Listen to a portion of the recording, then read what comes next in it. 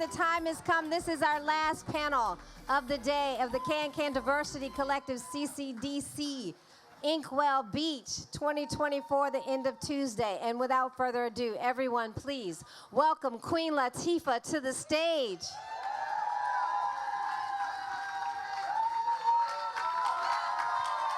Shout out to the Queen, please, please, please.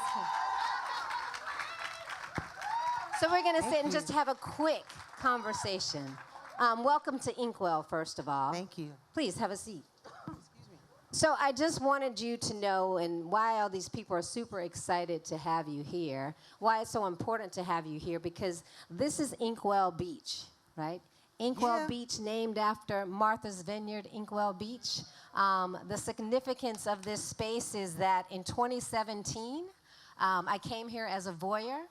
And out of the 20,000 people that were here, only 200 looked like us.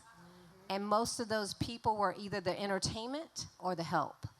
But now, because Inkwell Beach is here, as you can see when you walk down the street, it's a little browner, the vibes are a little different, the energy is more inclusive, and we can create a space where people can feel like they belong, and people can feel like their voices are heard.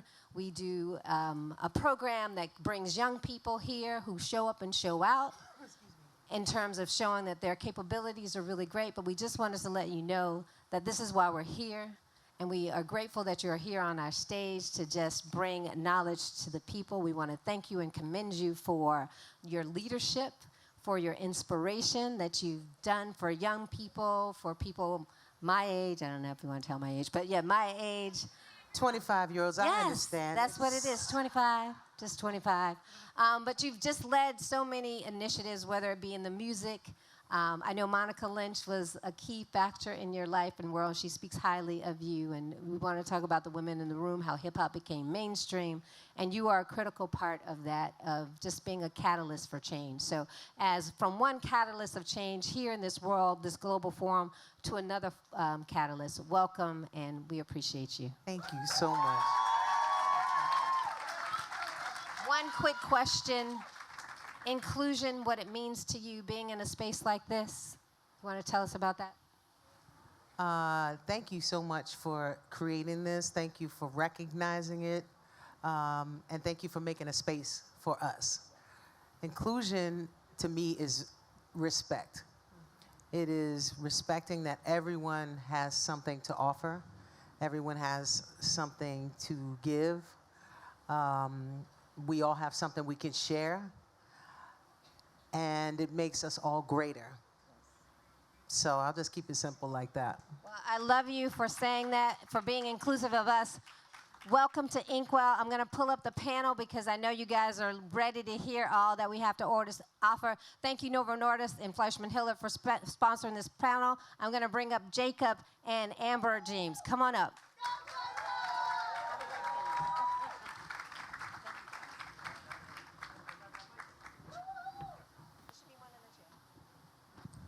All right. How you all doing tonight? Oh, come on. I think we could do a little bit better than that, no? Yeah. All right. So, one more time. How are you all doing tonight? Okay. All right. So, hi, everybody. Welcome to CCDC Inkwell Beach, and of course this panel reception hosted and presented by FleishmanHillard, which is a Omnicom PR group agency, and of course Novo Nordisk.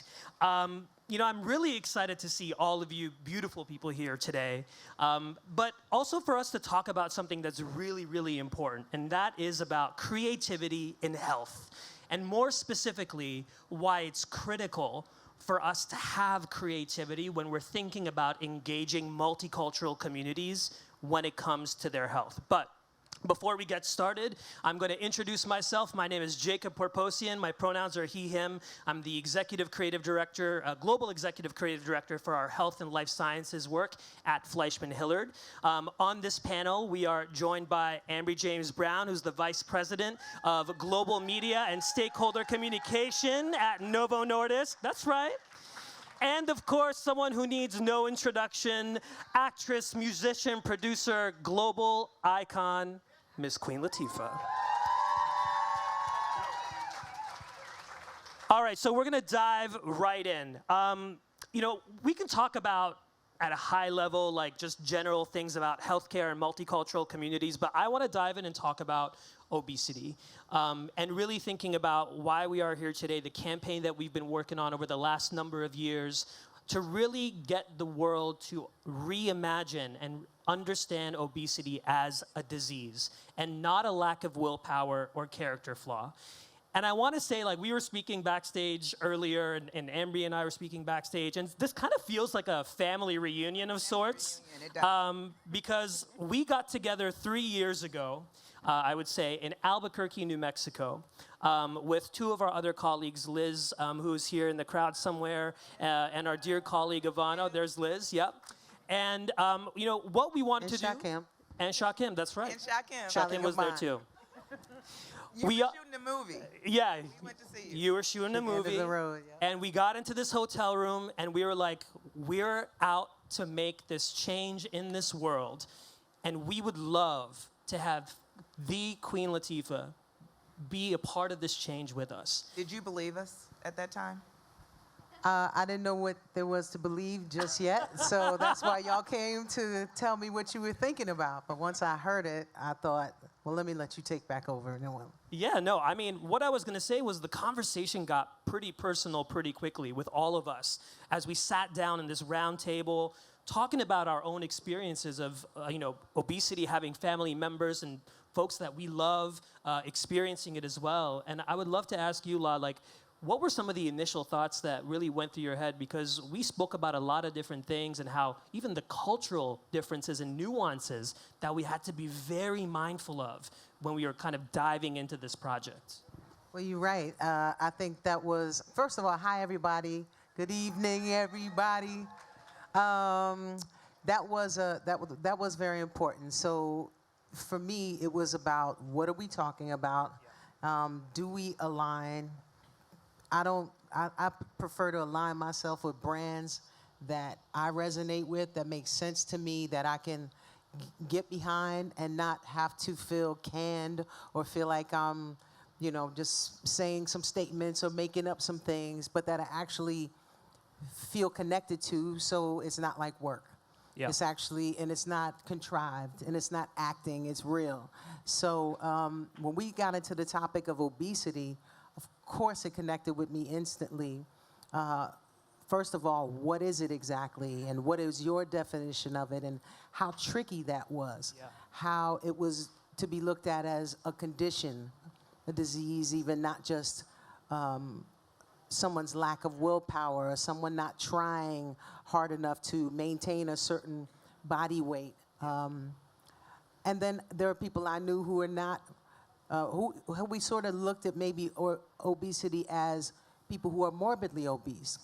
That's not necessarily true. I know people who appear to be much more thin who are actually obese. So once we got into what the technical, how it's technically defined, I started to really understand it. And I also lost a cousin who was morbidly obese to obesity, to its effects. One of my young cousins who was barely in her 30s and had almost 8 kids. I had 8 kids, actually. And thinking about her, my cool cousin, and how she's gone too young, and how her kids were too young and are missing their mom now. Yeah. And if there was something that could be done, if there was a way it could have been looked at differently, if there wasn't all this stigma attached to it, I mean, I would sit on the phone and learn from her, and now here she is gone. So the idea of how we look at obesity and how we could change that stigma, how we could learn how to respect each other, how we could learn what triggers there are. I've learned so much in this journey with you all throughout this time. That's what interested in me. That's what interested me from the beginning, and how we could take that message through the 808 drum of Africa to the world. No, the bass. How we could spread that out to the community at large and help out to understand it more. I mean, that was such a pivotal moment for all of us, because really thinking about what you just mentioned, authenticity is key. And for us, what we knew to be true was that in your essence and who you are is so authentic. It connects so well There's so much respect that you have earned. And I think for us, it was just wonderful to have you be a part of this project with us because it was really helping like millions of people at the end of the day. And I think when we think about authenticity, Ambry, and the role that, we were doing together alongside, La and Liz and Yvonne and the rest of the Novo Nordisk team, what I loved about the relationship that we all had was just like from day one, and in Albuquerque specifically, we all really kept it real with each other. Like we would push each other to say, is this image right? Is this copy, is this line in the script right? Does it resonate? And you remember, you would change stuff. Yeah. On set, and you'd be like, that doesn't sound like me. Right. Or actually, I would say it like this. But one thing that I also want to make sure people understand is that when we look at how we partner with someone, because that's what you are to us, as a partner, when we brought this to our leadership, and you know how sometimes you might bring somebody and you might say, okay, this person would be a good spokesperson, and this person might be good, and then people are like, I don't really know who that is. Now, we work for a Danish company. Let me just put that out there, okay? It's not many of us you're going to see at the Inkwell. Picture all right? this. However, when we took Queen Latifah to Novo Nordisk management, we were floored because everybody was like, yeah, I know who she is. Oh, yes, she would be perfect. Yes, she can resonate. And that's what this was always about, was not necessarily about us telling our story and our messages, but really, you're gonna listen to people that you relate to. You're gonna listen to people that you like. You're gonna listen to people that look like you. And even if they don't look like you, it's somebody that you respect and somebody that you admire, and that's what we found with you. Well, thank you. And plus, I ran through the streets of Copenhagen a couple of times. So they know me in that city. So she might have known some people over there. Just kidding. But like that time. Going back to the question though, Ambry, like when we think about the scripts and the material that we put into the world, it was very intentional. We talked about how this was going to resonate. Do you feel like in your position currently, is enough being done in the healthcare industry when we think about how we communicate? Like we're talking science, we're talking, specific disease areas, et cetera, trying to reach specific target audiences and multicultural communities.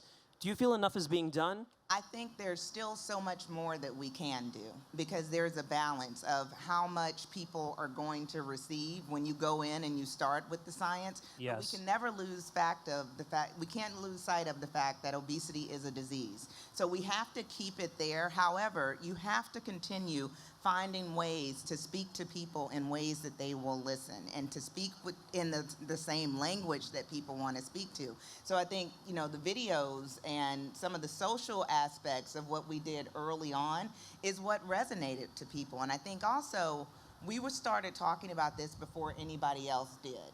And so we were talking about obesity well before it became something that you see on the news every day. So yes, more people are starting to talk, but it's about delivering the right message, but also making sure that when you do deliver the message, you deliver it in a way that resonates with people and that they'll remember. I love that. I also think you started to talk with a specificity that I hadn't heard before. So this was a learning experience for me too. I know Shakim and I wanted to use our medium, use creativity, use producing of television or film to kind of express some of these thoughts. But as you said, when we went through those scripts, it was line by line, learning details, and also translating how I would say it, but really me learning. But you learned it. You learned it, and you made it yours. And I think that is what's so different than anything else. It's about taking a message, but a message that you believe in. And because you believed, that's what made it work. Okay, well, there it is. And I agree. Yeah.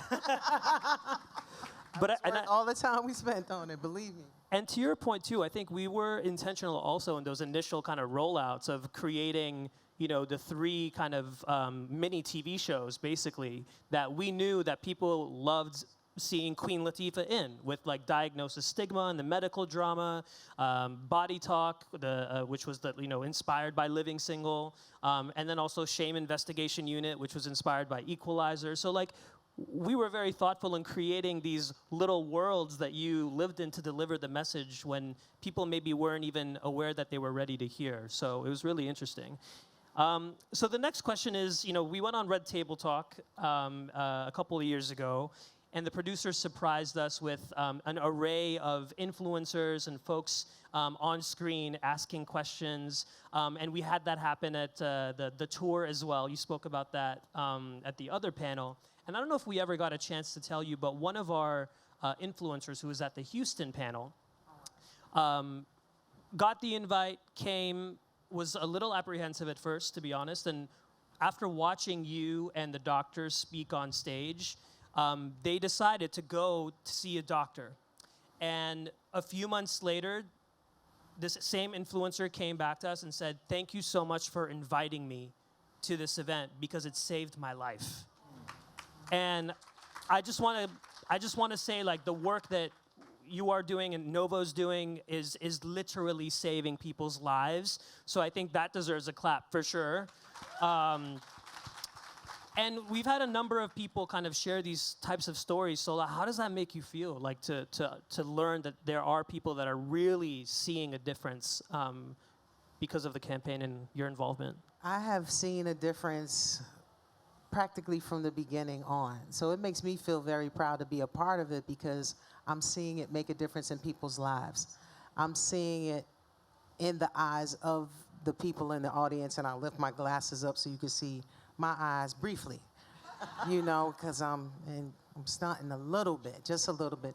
But to sit and connect with an audience, to share stories, to see the audience react, to see people connect with things that they may be going through themselves or things that they've seen their family members go through or words that they've heard at a young age that totally turned them off from doing something that they were supposed to do. Yep. Like, these are the things that I've heard from my friends and my family members and people from our audiences that sort of changed, not changed, but really landed in my heart. The fact that someone would stop their dream because one little comment about their weight. It does not give an opportunity for someone to grow, to change, to learn, to get the help that they deserve from something that might be a generational thing, a genetic issue. Yeah. Come on, man, not right there. You got that big ass lens, you can go way back there and still get the shot. Queen Latifah, everybody.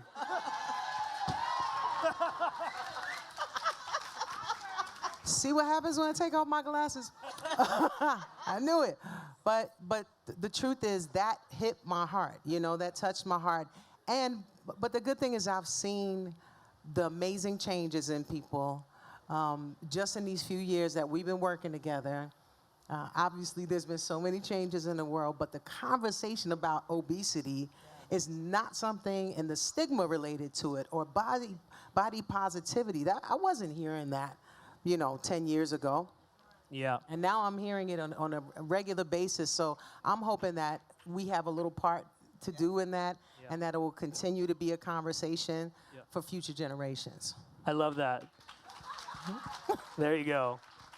I think that's so true. I always go back to our insight, because you mentioned that right now, of, loving yourself means safeguarding your health. And that to us was our North Star, was really all about making sure that people understood that loving yourself meant that you could safeguard your health and that your health came first. So I'm going to move on to our next question because we're almost out of time. But Ambry, in your role, you've had the ability to be responsible for some pretty key and critical information across a number of different disease states when we're talking about diabetes, obesity, et cetera, other rare diseases. How would you say your lived experience has really helped you You know, we're talking about, as like we mentioned, medical information, science, etc. And how would you say your lived experience has helped you in your role? I think for me, some of my earliest memories are being in the hospital with my sister, who was diagnosed with type 1 diabetes when she was 12 and I was 6. And I remember going to the hospital, trick-or-treating on Halloween in the hospital while she got diabetes, but they're giving me candy. And Wow. you know, and it's just kind of those memories just always stick out to me in that they probably shouldn't have been doing that, right? And then with my dad having type 2 and so many members of my family being morbidly obese, me struggling with obesity for most of my life, like most people that I know.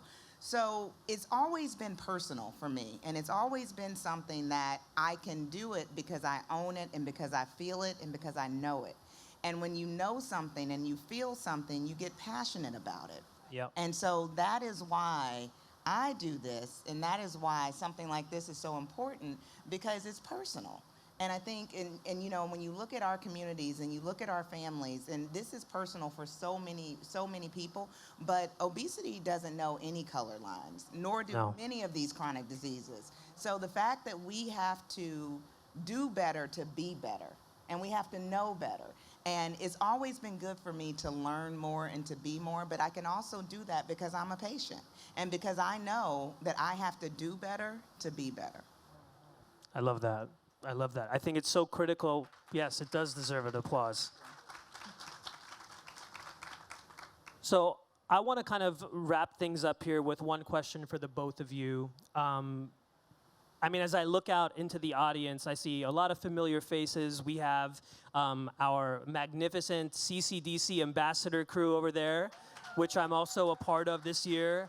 I mean, we're talking about some of the best and brightest and the future of the industry.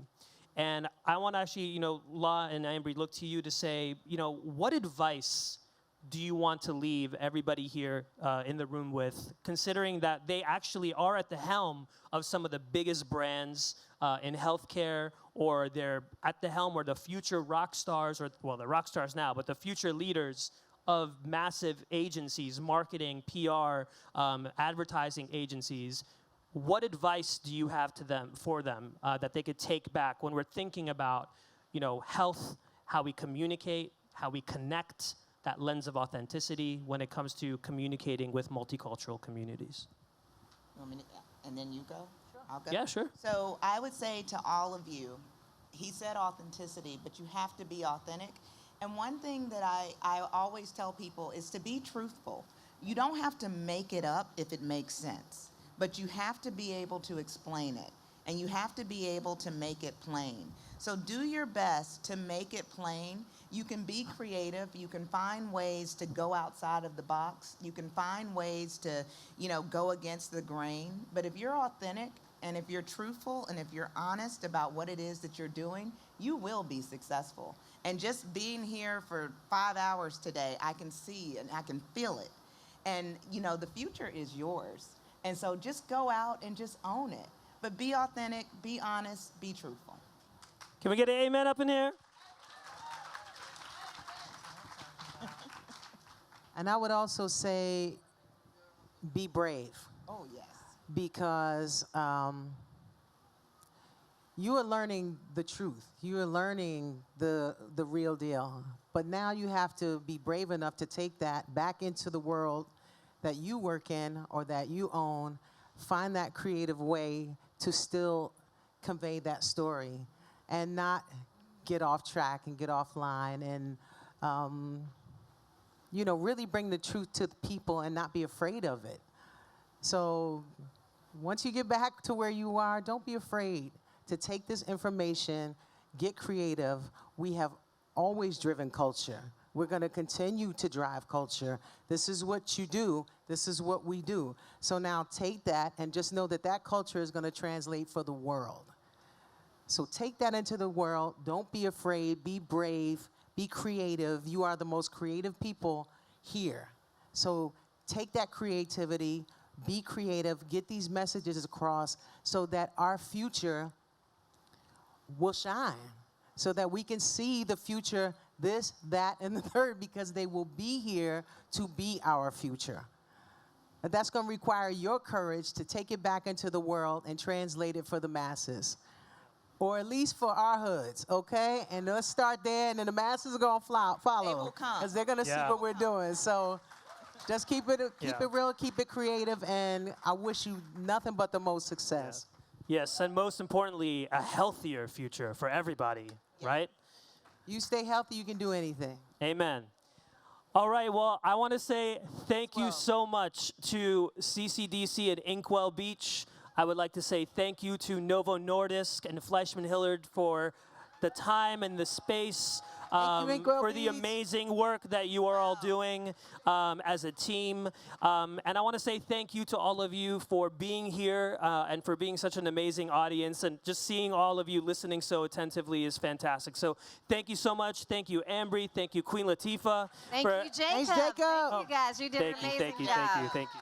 We're going to have a reception afterwards, please. We have wine, small bites. Please enjoy.